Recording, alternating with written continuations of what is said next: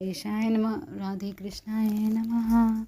अर्जुन बोले पंचमो अध्याय। ओम। अर्जुन बोले, हे कृष्ण, आप कर्मों के संन्यास और फिर कर्मयोग की प्रशंसा करते हैं, इसीलिए इन दोनों में से जो एक मेरे लिए भली भांति निश्चित कल्याणकारी साधक हो उसको कहिए। अर्जुन कहते हैं कृष्ण से कि जो आपने ज्ञान योग कर्म योग के बारे में बातें बताई हैं या जो ज्ञान मुझे दिया है, उन दोनों में से मेरे लिए क्या कल्याणकारक है, अभी मैं क्या करूं उसको आप कहिए। भगवान बोले, श्री कर्म संन्यास कर्म योग ये दोनों ही परम कल्याण के करने वाले हैं, परंतु उन दोनों में भी कर्म संन्यास से कर्मयोग साधन में सुगम होने से श्रेष्ठ है। मतलब कर्म संन्यास से कर्मयोग श्रेष्ठ होता है। हे अर्जुन, जो पुरुष ना किसी से द्वेष करता है, ना किसी से आकांक्षा करता है, वह कर्मयोगी सदा सन्यासी ही समझने योग्य। मतलब जो किसी से किसी प्रकार की कोई अपेक्षा नहीं रखता और जो किसी में बैर भाव नहीं रखता, वो कर्मयोगी सदा सन्यासी ही समझने योग्य होता है। क्योंकि राग द्वेष आदि द्वंद्वों से रहित पुरुष सुखपूर्वक संसार बंधन से मुक्त हो जाता है। मतलब जो दोनों ही चीज़ों में प्रसन्न रहता है, दुख में प्रसन्न, सुख में प्रसन्न, अपनी ही आत्मा में रमण करके प्रसन्न रहता है, वह संसार के बंधनों से उसमें होते हुए भी सुखपूर्वक मुक्त होता है। उपर्युक्त संन्यास और कर्मयोग को मूर्ख लोग पृथक पृथक फल देने वाले कहते हैं, ना कि पंडित जन। मतलब जो लोग कहते हैं कर्म संन्यास कर्मयोग अलग अलग फल देने वाला होता है, कुछ लोग भौतिक चीज़ों को और अध्यात्म को भी अलग अलग मानते हैं, वो मूर्ख होते हैं। क्योंकि दोनों का ही परिणाम एक होता है। यदि आप दोनों में ही निस्वार्थ होकर किसी प्रकार से कर्म या पाठ पूजा कुछ भी करते हो, तो पंडित जन के ज्ञान से जो ज्ञानी होते हैं दोनों ही श्रेष्ठ होते हैं, दोनों ही ईश्वर की प्राप्ति कराने वाले होते हैं। क्योंकि दोनों में से एक में ही सम्यक प्रकार से स्थित पुरुष दोनों के फलस्वरूप परमात्मा को प्राप्त होता है। मतलब दोनों में से एक में भी अगर किसी एक प्रकार से भी, किसी एक विधि से भी, चाहे वो संन्यास हो चाहे वो कर्मयोग हो, उस सही ज्ञान से सही तरीके से यदि आप अपने सारे फलों को ईश्वर को समर्पित करते हैं, उसको ही सब कुछ मानकर कोई भी कर्म करते हैं, तो उसके फल स्वरूप आपको परमात्मा ही प्राप्त होता है। ज्ञान योगियों द्वारा जो परम धाम प्राप्त किया जाता है, कर्म योगियों द्वारा भी वही प्राप्त किया जाता है। चाहे हम ज्ञान अर्जित करके ज्ञान लेकर वो मतलब उस परम धाम को प्राप्त करते हैं, वही कर्म योगी भी वही परम धाम को प्राप्त कर। इसीलिए जो पुरुष ज्ञान योग कर्म योग को फल रूप में एक देखता है, वही यथार्थ देखता है। जो दोनों को एक समझता है, दोनों के फल को एक समझता है, वही यथार्थ देखता है, वही सच देखता है। परंतु हे अर्जुन, कर्मयोग के बिना संन्यास अर्थात मन इंद्रिय शरीर द्वारा होने वाले संपूर्ण कर्मों में कर्तापन का त्याग प्राप्त होना कठिन है। मतलब वो कहते हैं कि कर्म योग के बिना संन्यास अर्थात मन इंद्रिय शरीर द्वारा होने वाले संपूर्ण कर्मों में कर्तापन का त्याग प्राप्त होना कठिन है। मतलब कर्मयोग के बिना यदि आप ओनली संन्यास से ईश्वर को प्राप्त करने का प्रयास करते हो, तो आपको मन इंद्रिय और शरीर के द्वारा होने वाले संपूर्ण कर्मों में कर्तापन का त्याग मतलब कि मैंने किया है, इस चीज़ का त्याग होना कठिन है। भगवत स्वरूप मनन करने वाला कर्मयोगी परम ब्रह्म परमात्मा को शीघ्र प्राप्त हो जाता है। मतलब जो ईश्वर को मानता है, जो ईश्वर को जानता है, यदि वो कर्म करता है तो उसकी भावनाएं अपने आप ऐसी हो जाती हैं कि उसने कुछ नहीं किया, ईश्वर ने ही किया। पर यदि बिना कोई माने उस कर्म को करके कहता है हमने कर्म कर लिया, तो वो ईश्वर तो वैसे ही प्रसन्न हो जाएगा, तो नहीं होता। इसीलिए कि उसमें अभी ये भावना नहीं आई है कि सब कुछ ईश्वर ही करता है, और ये भावना विशेष होती है। इस भावना से किया गया कर्म ही ईश्वर को समर्पित होता है, विशुद्ध अंतःकरण ईश्वर को समर्पित होता है। जिनका मन अपने वश में है, जो जितेंद्रिय एवं विशुद्ध अंतःकरण वाला है, और संपूर्ण प्राणियों का आत्मा रूप परमात्मा ही जिसका आत्मा है, ऐसा कर्मयोगी कर्म करता हुआ भी लिप्त नहीं होता। मतलब जिसका अंतःकरण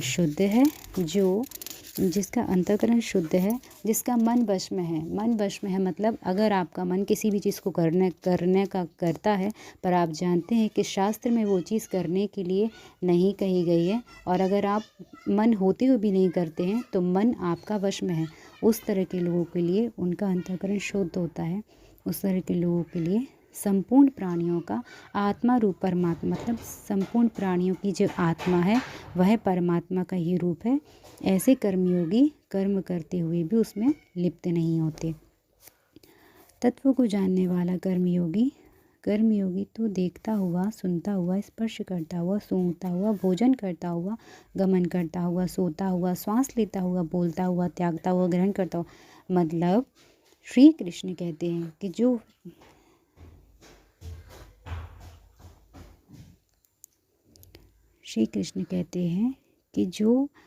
तत्व को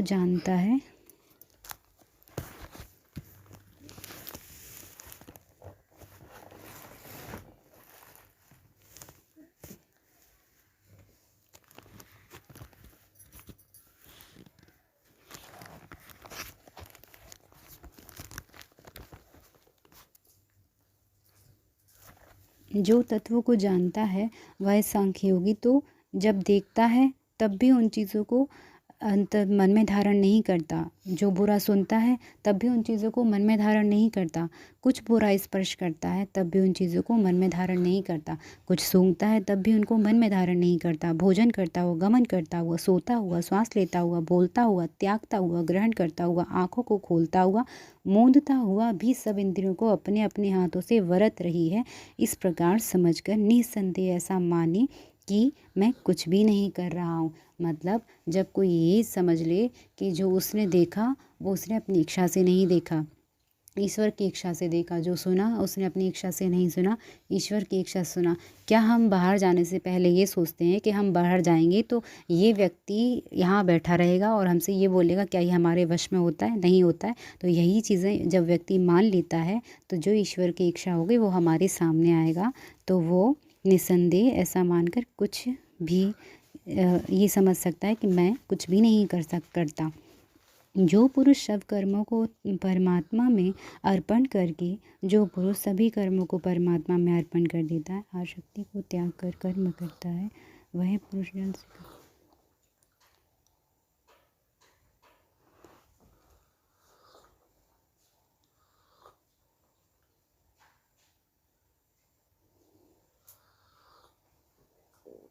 जो पुरुष सब कर्मों को परमात्मा में अर्पण करता है, आसक्ति को त्याग कर कर्म करता है, वह पुरुष जल से कमल पत्ते की भांति पाप से लिप्त नहीं होता। जैसे कमल का पत्ता जल से कीचड़ से कभी नहीं छपता है, जबकि उसमें कीचड़ नहीं लगता क्योंकि वो उसमें ही उगता है। उसी प्रकार परमात्मा को अर्पण करके जो पुरुष कर्म करता है, आसक्ति को त्याग देता है, वह उसी कमल की भांति खिला रहता है, प्रसन्न रहता है। उसे संसार के दुख लिप्त नहीं करते।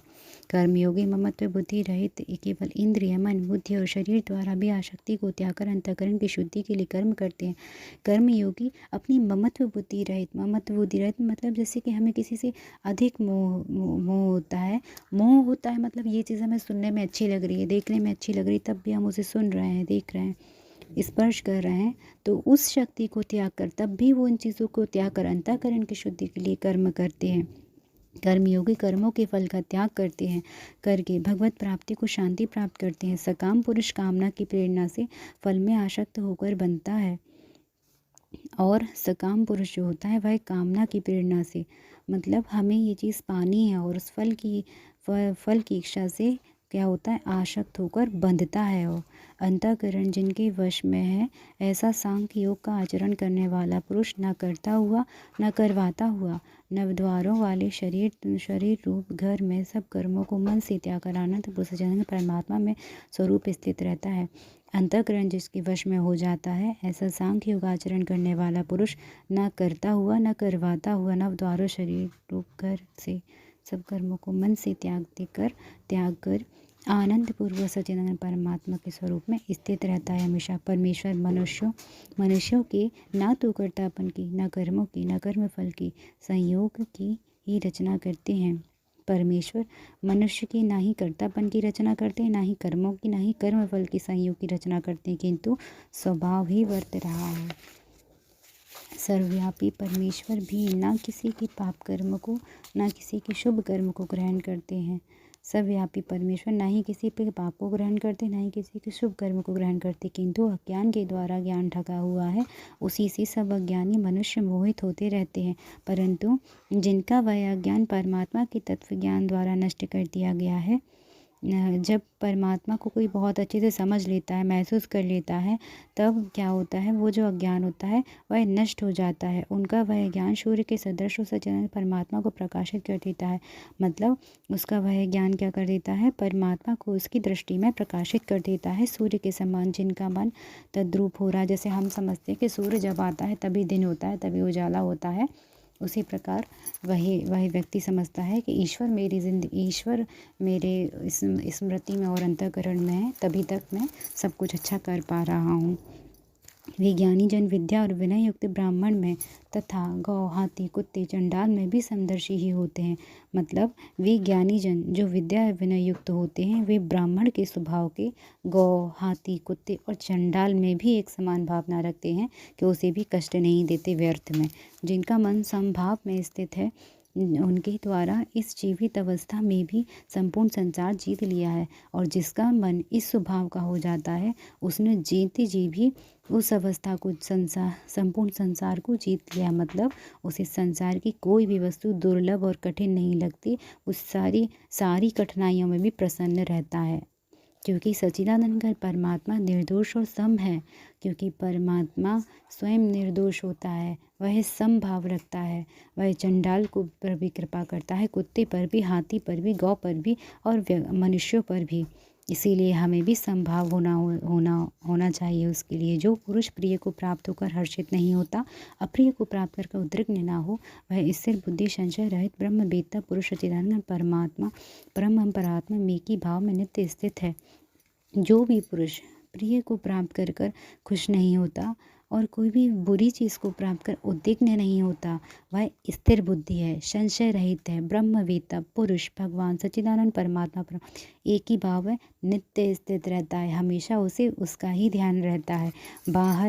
वह हमेशा ईश्वर में ही रमन करता है। बाहर के विषयों में आसक्ति रहित अंतःकरण वाला साधक आत्मा में स्थित जो ध्यान जनित सात्विक आनंद है, उनको प्राप्त होता है। मतलब बाहर के विषयों में, मतलब बाहरी की चीज़ों को रियल न मानकर वह आत्मा में स्थित रहकर ईश्वर का ध्यान कर कर उसको ही प्राप्त करता। तदंतर वह सच्चिदानंद मन परमात्मा का ध्यान रूप योग में अवित्र भाव से स्थित पुरुष अक्षय आनंद का अनुभव करता है और उसे अपार सुख की प्राप्ति होती है, अपार अक्षय आनंद में रहता है। वो जो उसका आनंद कभी क्षय नहीं होता। जो ये इंद्रियों तथा विषयों के संयोग से उत्पन्न जो यह इंद्रियों और विषयों के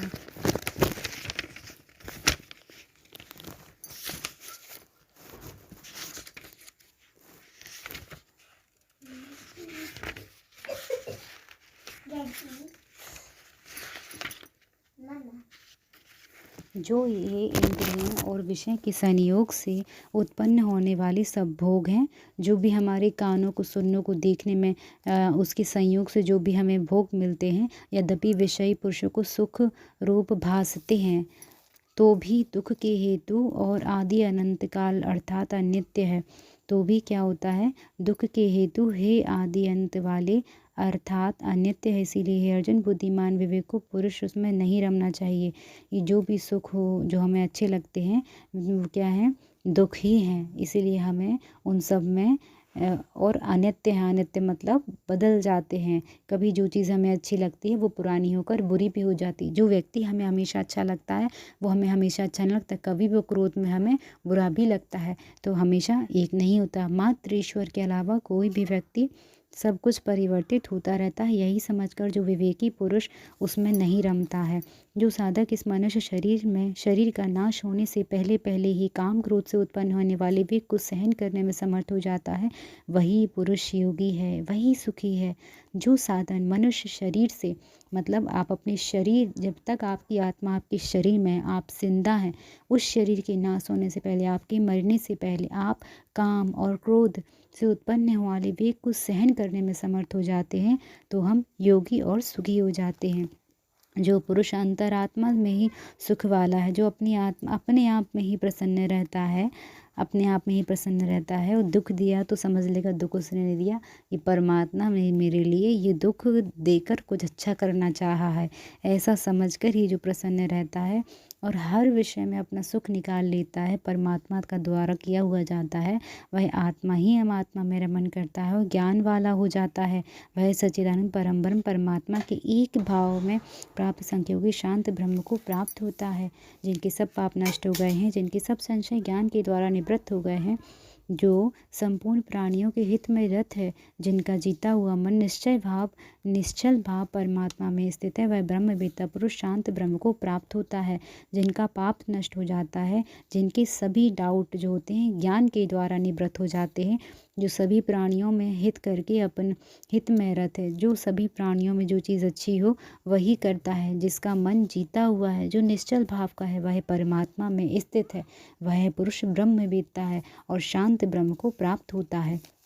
काम क्रोध से रहित, काम और क्रोध जिसमें नहीं होता, जीते हुए चित्त वाले, मतलब जिसने अपना चित्त जीत लिया है। चित्त जीतना मतलब आपके शरीर, आपका मन है कि आप बस डिस्को विस्को करें तब, पर नहीं, आपने अपने मन को वश में कर रखा है। आप जानते हैं कि ईश्वर ही सब कुछ है, तो आप कीर्तन में ही जाकर नृत्य वगैरह करते हैं, तो आपका मन जीता हुआ है, मतलब आपके मन ने सही दिशा को पकड़ रखा है।